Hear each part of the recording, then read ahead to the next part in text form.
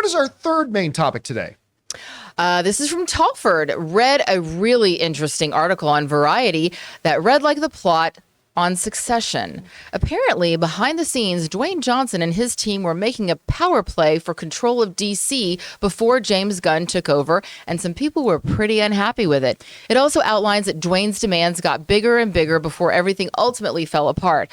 What do you guys think of this story, and how do you think everything would have looked different had he succeeded? All right, Tallford, thanks a lot for sending that in. Okay, yeah, so a Variety article, a pretty big Variety article, came out yesterday. And we're going to be talking about something else in that article in just a few minutes. But it was an article that kind of highlighted and outlined. We can bring that article up here, Jonathan. It was an article that kind of highlighted and outlined some of the things that was going down prior to James Gunn and Peter Safran taking over DC. Now, in the build-up to Black Adam, and before James Gunn and Peter Safran were announced as taking over DC, there were a number of people online speculating that Dwayne Johnson was trying to take over DC. And, you know, that was kind of supported a little bit by some statements that Dwayne Johnson made. He goes, I would love to be able to consult on the future of DC. Remember, he made those public comments and we talked about them on the show and whether or not they're appropriate. But apparently, according to this article, it was more than that. He was really trying to angle kind of being able to set the direction for DC, and he wanted the ultimate direction of DC to, unsurprisingly, revolve around his character, Black Adam, and a buildup with Superman. This is some quotes from that Variety article, and I would encourage everybody to go and check out that article themselves because there's a lot in it, but here's some of the more interesting parts. This comes to us from Variety, who wrote the following. Behind the scenes, a different group made a play for control of DC. Dwayne Johnson directly pitched CEO David Zaslav on a multi-year plan for Black Adam and a Cavill-led Superman. Of course, they were both being represented. Their manager is Dwayne Johnson's ex-wife. Cavill has left Dwayne Johnson's ex-wife as his manager in the meantime, but at the time, pitched CEO David Zaslav on a multi-year plan for Black Adam and a Cavill-led Superman, in which the two properties would interweave, setting up a Superman versus Black Adam showdown. Although the move took place amid a power vacuum created as former DC head Walter Hamada and Warner Brothers film chief Toby Emmerich prepared to exit, it ruffled feathers internally, sources said. Dwayne went around everyone, which did not sit well, says one source. Meanwhile, the Johnson-Warner's relationship already was wearing thin after Johnson pushed for a producing credit on the animated film DC League of Super Pets, which opened in July, but did little to promote the film. The actor also insisted on a tequila bar at the New York premiere of Black Adam, featuring his Terramana brand, despite the film being rated PG-13. His demands increased, and the returns just weren't there, notes another insider. All right. So, a couple of little detail things here. You know, what would it have looked like? Number one, that was a dumb idea for them, for that, if the story is true, that was a stupid idea for DC for them to try, that Dwayne Johnson and his team were promoting that. Let's build it all around Black Adam. Black Adam Superman is the whole big buildup is Black Adam Superman. A secondary character in a secondary character's comic. I mean, Black Adam is a great character, very cool character, but he is a secondary character in another secondary character's comic, Shazam. And for the whole idea to step in there, yeah, but it's my character. Let's build the whole DC universe around this. But hey, what do you always say, Rob? It ain't about what you deserve. It's about what you negotiate. And while some people are bagging on Dwayne Johnson for this, and I think it was a stupid idea. Listen, if you've got currency in your business, whatever your business is, leverage it. Why not? I don't blame Dwayne Johnson. While I do think it was a dumb idea, I don't blame Dwayne Johnson one bit to go, hey, you know what? I've got a certain amount of leverage here. I have a certain amount of weight. I'm going to utilize my leverage and utilize my weight to try to get what I think would be good for me. I don't blame him for that. That's what everybody does. And that Dwayne Johnson's no exception. I just think it was a particularly stupid idea. Also, it kind of sounds like maybe he wasn't going about it right. Where like there are certain, executives at Warner Brothers saying, yeah, he was bypassing all the proper channels and just trying to use his clout to get a direct line to David Zaslav and pitch things there. Clearly that didn't work, as they decided to go into a different direction. So it sounds like this big play for the throne went down badly. Dwayne Johnson did not get what he wanted. It sounds like some cooler heads over at Warner Brothers prevail going, Dwayne, you're a huge, mega, fantastic movie star. You do not set policy here, though. You don't set the direction for what we're doing. And thanks for pitching your idea, but it's not what we're going to go with. And again, I don't think anybody should blame him for trying. I mean, hey, take your shot. Take your shot. You know, if Eminem's songs teach you nothing, take your shot. You're going to capture it or you're just going to let it go. You know, you got to take advantage of those things. And he took his shot and it didn't work. He missed. And now James Gunn is sitting on the throne. Black Adam is gone. I mean, again, we didn't support it. It didn't make $400 million. Guys, we want to thank a sponsor of this video, Mint Mobile. This holiday season, the best deal in wireless can only be found at Mint Mobile. Right now, when you switch to Mint Mobile and buy any 3-month plan, you get another 3 months for free. Mint Mobile lets you order and activate from home with eSIM, while saving tons on phone plans starting at just $15 a month. You guys know I've been using Mint Mobile long before this holiday deal, and I have to say it is the perfect time to switch. I have absolutely loved using Mint Mobile, and like I've told you guys many times, I am now spending less than 1/3 of what I used to spend under one of the other major mobile carriers. And now with the whole buy 3 months, get 3 months free deal, it's even better. All of their plans come with unlimited talk and text, plus high-speed data delivered on the nation's largest 5G network. Use your own phone with any Mint Mobile plan and switch easily and effortlessly with eSIM. Or if you need a new device, for a limited time, get 6 months of free service when you buy a select device and plan. So guys, for a limited time, buy any 3-month Mint Mobile plan and get 3 more months for free by going to mintmobile.com/Campea. That's mintmobile.com/Campea. Cut your wireless bill to $15 a month at mintmobile.com/Campea. But anyway, Rob, it's a really interesting article that highlights a number of things. And the person who wrote it is not wrong. There's some Game of Thrones Succession level stuff going on here. What was your takeaway from this story? I don't see it quite the way you do because, you know, in Dwayne Johnson's mind, he's the biggest movie star in the world. I think he was thinking more along the lines of Iron Man. That Iron Man, you know, back in 2008, Iron Man wasn't necessarily considered a household hero. And what Dwayne wanted to do was leverage he wanted to play this role for over a decade. So he was thinking about it for a long time. And I'm sure he also talked about how he was thinking about Superman. I think he was thinking about, in terms of Black Adam, a trilogy of movies. And, that, you know, why not? We've had these superheroes. And he, like you said, he has his clout. If you look at the pictures of him in his suit, this picture and the previous one that Jonathan had up, he looks great. Oh, he as looks a character. Fantastic. And I think that what he was trying to do was sound. It wasn't like out of left field demanding something that he shouldn't demand. Like you said, he had the clout. He wanted to go in and do this thing. But when you're equating having a tequila bar at a premiere with trying to get your 3 movies made, anybody in Hollywood worth their salt, when you have access to David Zaslav and you can walk right into the top. I mean, the reason the creative executives are always worried about people going around them is because none of them matter. They're all scared about their jobs. They're all terrified. You can have senior VPs can have their heads cut off at any 1 minute. The only person that matters is the president of the studio, because everyone else is scary. So Dwayne Johnson, I don't want to talk to you functionaries. I need to go to David Zaslav because he's the one ultimately that's going to make the decision. And I'm Dwayne Johnson. I'm going to do it. So I don't begrudge him that. The problem was that Black Adam wasn't a good movie. And they had to do $40 million of reshoots on it. So I don't know when they had to have been making this movie before Zaslav took over or something. The biggest problem here is ultimately the work has to be great. You can have all the clout in the world. You can be the biggest movie star in the world. But if your work is substandard, all of it relies on you winning. Like you say, winning cures everything. It cures everything. And the problem was, you've got the star, he looks great, but the movie was bad. And what if David Zaslav said, yeah, let's do that.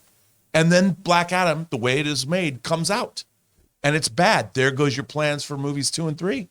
And that's basically exactly what happened. Well, I'm glad you said that, because when you brought up the Iron Man scenario, right? I was going to say, but you said it yourself, that there's a couple of big functionally different things in the Iron Man situation. First of all, number one, Marvel basically led off with Iron Man, right? Yep. It's not like there had been 7 years of the MCU before Iron Man came along and they went out and got this, actor who's trying to, recover his public image and Robert Downey Jr. They led off with it. And the second thing, of course, was everybody loved that movie. Well, yeah. Everybody loved the movie. And by the way, I like Black Adam. It has some big problems, but I like the movie. Yeah, and I think the thing is, Dwayne Johnson was great for this role. I think, and I thought that they had a great director who's proven himself over and over again that had worked with Dwayne before. Well, like on Jungle Cruise, the problem was the screenplay, and you had everything else, but if you don't have a solid script, and I think what they were trying to do, I don't think that he was trying to take over the whole of DC. What he wanted to do was he wanted to fight Superman. That's what he wanted. But essentially, though, like when it comes down to it, you are essentially trying to take control of the whole narrative, because now if you're trying to build up your thing where it's your character and Superman, sure, and everything's building up that, then the rest of the DCU is going to have to kind of fall in line with that. Yes. So, I mean, I don't think he was looking for the president or the CEO of DC Studios job per se, but I mean, look, I do mourn for the idea, think about what happened in things like Kingdom Come that we didn't get. I wish Black Adam was great, made $1 billion. Because I would love to have seen it. I think we all do, yeah. Yeah, that's the thing. I would love to have seen it. I think we all would, and it's kind of a bummer but it's kind of gross, I think, how there's all these recriminations now. Now that the movie failed, let's all, there's the backbiting and the infighting. That's what it is, right? Winning cures everything. Yeah, and losing. But losing opens up the bucket of shit. Yes. It just, everybody, once something loses, everybody starts coming out of the woodwork to take their pound of flesh. Everything becomes a nightmare. When you win, all the problems, all the issues, all the disruptions, all of it's glossed over. And I mean, it's so funny to hear unnamed studio source going, well, Dwayne Johnson ruffled feathers. It's like, because you're irrelevant. You're all irrelevant. Only what's best in the studio matters. Here's the thing, though. I bet you when you're a guy like David Zaslav, who you are number one, tight ship. That's right. I bet David Zaslav didn't appreciate it either. I guarantee, like David Zaslav, like, hey, you know what? I set up a structure for a reason. And you might be right about that. But here's the thing. I also think you can appreciate when David Zaslav landed in Hollywood. What did he do? He went and talked to all these people. He did on his big listening tour. It's not like Dwayne Johnson was some B-list actor who walked into it. He's the number one movie star in the world. Yeah, that's why I don't begrudge him for this. I really don't. I would not say that everybody should go in and talk to David Zaslav. There's a reason why things are set in place, and having friends that work at studios, whether they're senior VPs or whatever, that's always a good thing. I'm not saying that you shouldn't, but if you're Dwayne Johnson, then you walk in. Yeah, guess what? My phone rings 10 times a day. I look at it, and unless it says Ann Campea on it, or Aaron Cummings, or of course Aaron Cummings, you better take my call. I think to myself, I'll get back to that. If you look down on your phone and the caller ID says Dwayne Johnson, I don't care if you're David Zaslav or Bob Iger or whatever, you answer the phone. Anyway, Aaron, as somebody who has, you've worked in movies and on TV shows where there's been a lot of, studio level drama going on. I always bypass the bullshit and go straight into Zaslav's office. Go straight to the studio heads thing. We need to talk. What's your takeaway from this story? Yeah, I agree with you guys, man. If you shoot your shot, what's the worst that can happen? You get told no and you just keep, being a multimillionaire and living in a huge house and making movies. I don't see anything wrong with this. First of all, the whole thing about, it serves as tequila at a PG-13. Who cares? Right. Oh my God, alcohol is served at every premiere. I've been to G-rated animation movie premieres. That didn't even make sense in terms of a premiere where it's all adults and people in the industry going. Exactly. What are you talking about? It's not a family. I mean, maybe Kelly Ripa and Mark Consuelos and their 17 kids are going, but for the most part, you're exactly right. Please, it's adults. It's industry. People show up drunk on the red sponsored. People show up drunk on the red carpet at Disney premieres. Give me a break. Yeah, I think there's more to the thing. Why one of the things that might have ruffled some feathers, and I get this about insisting even though you did not do the work of a producer, insisting you get a producer credit. Well, Hold on. And then not go No, ahead no, and promote it. that's why I also want to defend that, because the reality is a big part of the job of a producer is to get financing for the movie. And if you are someone like Dwayne Johnson, and just you being in the movie automatically opens up hundreds of millions of dollars in overseas financing, which I don't think that was the case here, though. I think this was a movie that was already in animation and production. It was given a go-ahead before Kevin Hart and Dwayne Johnson came on board with it. So I don't think that was the case for this one circumstance. But I know actors personally who are not even, who if I said their name right now, you'd be like, I've never heard of that person.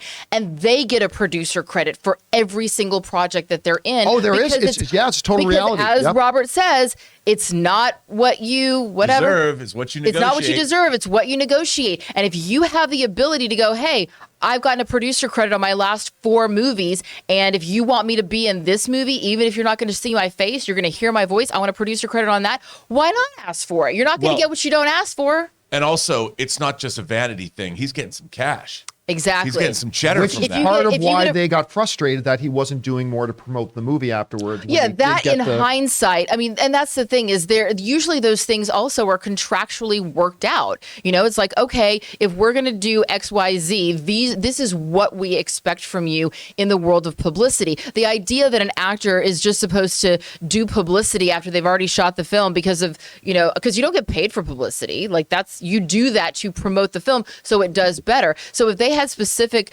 things that they wanted him to do, knowing that he was going to be promoting Black Adam and not wanting to be spending a lot of his capital promoting Secret Life of Pets, that should have been something that they put into the contract. But I think that's why they got frustrated when they gave him the producer credit and he still wouldn't do it. But you know what? He did come out at CinemaCon and he promoted DC Super Pets. Yeah, he spoke a lot more about Black Adam than he did about Super Pets. Well, sure, but he's still working for the same studio. Yeah, no, I agree. And he even said, we're really proud of Super Pets, and he's always on social media. And they even put in that post-credit. Do you remember the post-credit scene? Yeah. They even put that in for him. They put that to help promote his Black Adam movie. But it's like, what do they want as far as him promoting it? Because no other producers are out there promoting it. We're going off the rails here a little bit into a whole bunch of different things. How dare he, sir? How dare he? I'm okay. I'm okay with him asking for it. You know, me too. Vin Diesel asked for a lot of things after the first Fast movie that they were like,